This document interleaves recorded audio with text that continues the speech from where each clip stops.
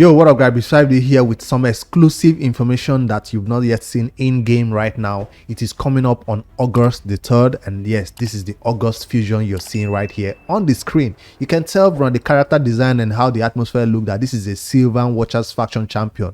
But what you don't know is this is a Void legendary. What we know about Void legendaries is that they are normally usually good champions, like Void champions. A lot of them, well, not all, but a lot of them are usually game breaking, game changing, and it will actually change your account. Will this champion fall into that category? Would this be a fusion that you wouldn't want to miss, or would this be one of those ones where you're like, let me skip out on it because I don't have resources, so I don't have time, or he's not worth it?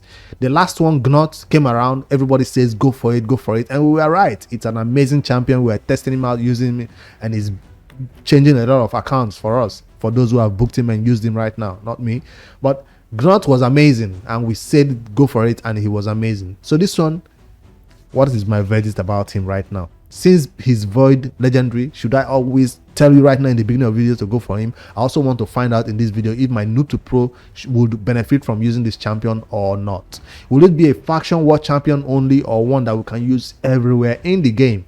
Before I go into much details about him, I want to tell you what Raid says about him by their own words, right? Already they say he's coming on the August the 3rd. That's when this fusion will launch. You see, I'm saying fusion. I'm not saying fragment summons, because this is an old school fusion mixed up with the fragment summons. How are they gonna mix both of them? I'll tell you right now that if you go into your game, it has been done before, where you get the epic champions, you get the rares or copies of the rares, or is it the rares, to form the epic right here. Fragments of the epics will pop up right here in game, the 4 epics, and you get them right here. And then you go to your old school method after you get the 4 epics, 1 2 3 4, and then you have to take them to 5-star and then make them into the legendary. That's how they mix up a fragment summons with an old school fusion. So the rares will not be available right here for you to pick up in events and tournaments like this. No, they'll be available right here, not the rares champion themselves, but the epics will be listed here, to you can get fragments of them, 100 of them, and then fuse them into this epics and get the legendary. That's how it's gonna look like. So it's not exactly like Gnut, where we have to make all the rares from scratch, take them to 40. No, it's gonna be fragments mixed with old school. That's the first information that I wanted to put out for you guys to know whether you should be going for this one or not. The way the fusion is structured, would that be determine how many resources to spend on it. So this one, from experience, wasn't that hard as an old school fusion. From experience, if I remember correctly, when it was done before, mixing both of them was reasonable, because that means we can actually look for some things to skip out on, and then the old school fusion where you hardly see anything to skip out from.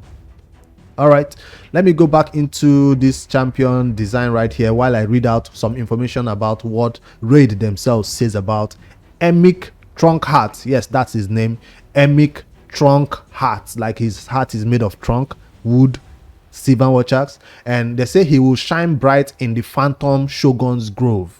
That's the newest boss right here, which came into the game, which gives you ascensions for your accessories, right?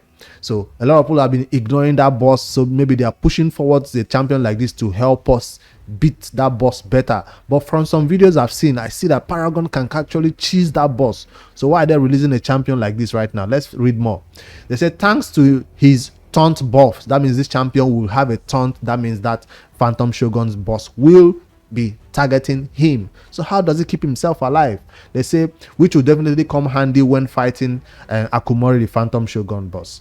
His ability to place shield buff and increase their value, along with placing Unkillable, also makes him super helpful when battling Demon Lord. Damn, noob to pro season 3 just got better. So 1 month into the game, we already have a champion placing Unkillable. I hope it's a 2-turn Unkillable though. Unkillable buff makes him super helpful in the Demon Lord. Of course, that's where we want Unkillable the most. We have Demeter, we have Helicat, we have Manita, all placing Unkillable and helping us get from brutal Clan Boss straight all the way to Ultra Nightmare Clan Boss with a 2-turn Unkillable, hopefully. So that those type of teams are always good to build, and him coming into raid as one of the champions who can make that happen is amazing. Unkillable is also useful in this Phantom Shogun group, at least for that enemy who is being targeted by the boss, and him placing this taunt, new taunt buff that we don't know much about or we've not started using a lot in raid. It all also help him become the target of the boss when he's taunting the boss, right?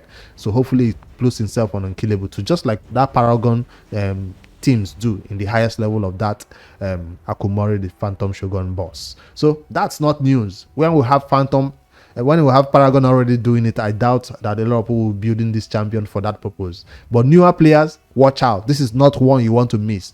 A 2-ton block Unkillable.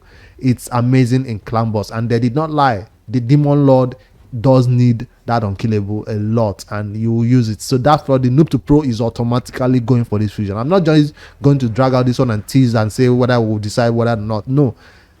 Come rain or sun, whether anything happens or not, all our resources from now will be put into saving resources to get this champion on that noob to pro account, and so we can get to Ultra Nightmare Clan Boss like that.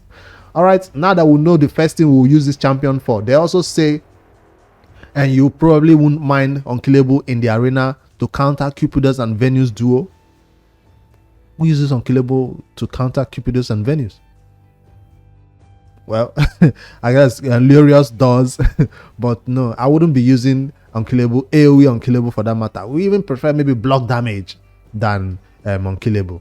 If you get a 2-ton Unkillable, you're just waiting to get it removed or die. So that's not a way to counter Cupidus. The best way to counter Cupidus and Venus duo is not to touch Cupidus till his what do you call it? That stone skin falls off, and then you go and kill him. So that's the best way to counter him. If you build Emic Trunkheart with some accuracy, you see the keyword there, some. That means he might not even need it on his kit. Shield doesn't need accuracy, Unkillable doesn't need accuracy, but they say if you add some accuracy into him, the second part of his passive skill might be really annoying for your enemies. Which second part of his passive? When clearing PvP waves also. As when Emic is attacked while under shield buff, what happens? He has a chance of increasing the cooldown of the attacker's random skill by 2 turns. So that's not a full team cooldown reduction for the enemy. It's just one champion and it's a chance. It occurs once per attack and does the job. And did I tell you also it decreases the cooldown of his ally skills by 2 turns? Oh, with his A2, because Emic definitely does. On top of that, he has 30% HP aura in all battles. That's a lot. That's a lot. This champion is amazing from what I can read so far about him. Let me show you the full champion breakdown right now to see if this is the one that you actually want on your team or not. Let me switch back to my browser, and boom, that's the amazing champion right here. You can see the red showing his legendary HP based void affinity champion. His character design does look like Gnut, right, from the popular TV series, right, Syvan Watchers, Emic Trunkheart. On the A1, it increases the value of all shield buff this champion plays by 25%. We will love to see that. It's useful to increase your increase the value of shield, not the duration. The shield will just get higher a little bit. Also increases the value of any shield buff on the ally with the lowest HP. Increases the value of all shield buff on this champion, okay, on himself. So he increases his own shield, not the entire team's shield. So after he increases his own shield by 25%, he also increases the value of another ally with the lowest HP by another 25%. So mostly our damage dealer will get a lot of better shield than everybody else in the team. I guess that's a useful A1. It's not the best thing we want to see from an A1, but it's useful somewhere, I guess. And then on the A2, which can be booked up to a 3-turn cooldown when you spend books on it, A2 attacks or enemies. So that's his, I think, his main damage dealing ability if you want to build him with damage. But it will place a shield. If we know something about shield right now, it's usually built with immortal set, shield set, immortal, or even what do you call this set now, bolster, so your shield does not get removed for PvP content at least. But it will place a shield equal to 30% of his max HP.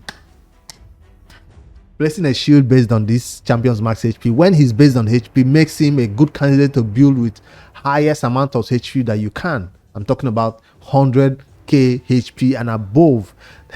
If you're super end game, that is. The shield will be for 2 turns, and bolster set is going to be used on this champion. I can already see it being used everywhere, especially in PvP content. So decrease the cooldown of an ally skill, of all ally skill except these champions, by 1 turn. So that's not like a Yumeko or like a, what's his name now, this other champion will decrease cooldown, but it's not a full, your skill will just not come immediately. Even, what's his name now, this our rare champion even does it better. But that's useful somewhere in our PvP content. Now building this champion for unkillable teams and him decreasing the cooldown of all ally skill except his own skill makes it a little bit crazy. So does that mean we want to turn off this A2 entirely when we are building this champion for unkillable teams? Because it decreases their cooldown, makes it so you don't need high speeds on this champion. That's fine. But then his own skill does not decrease. His cooldown doesn't get decreased. I don't know. This champion just makes it, this skill just makes him even more better for Clan Boss. So you don't need high speeds on your champion, that their skill can come around again. Or it will make it worse. We'll have to see what Deadwood Jedi comes on with the calculator and all that. We'll have to see what that comes up with in unkillable teams for him with the calculator. So Trunkheart's Sanctuary, the A3, is the unkillable skill that I've been hyping all this time. The shield is fine based on his max HP, yes, but this unkillable is what newer players like my Gnut Pro will appreciate the most, and it also places that unkillable on all allies, so it's not just himself. And then a taunt buff and a shield buff on this champion for 2 turns. So the first shield is right there. This other second shield is just for himself right here for 2 turns. It will be also based on his 30% of his max HP. When you spend books on it, that's a 4-turn cooldown unkillable, just like every other unkillable champion right here who places unkillable for 2 turns. Alright, on the passive, when attacked while on that shield buff, has a 50% chance, can be booked up to a 75% chance of increasing the cooldown of a random skill on the attacker. That's the one that will put their skill to even cooldown after they attack him, not just your allies. Him must be attacked for that to happen. 75% chance occurs once per attack, not once per hit, so you should take note of that. If they hit you 3 times, 1 2 3, to just happen once.